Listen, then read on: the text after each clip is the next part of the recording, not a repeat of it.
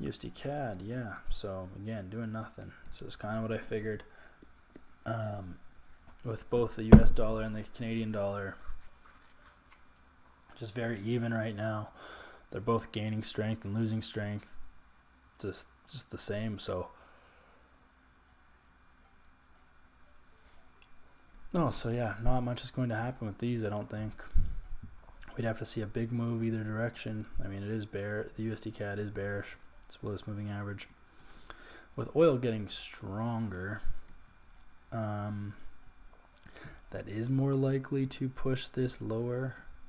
They are inversely correlated, so when oil gets stronger, the US dollar gets weaker, and the Canadian dollar is the petrodollar, so it gets most of its value based on oil. So if the demand for oil is going up, the demand for the Canadian dollar goes up, and that will push this down. So, but as far as right now, I mean, you can see a massive rejection, but also doesn't want to go any higher, so just have to wait on that one.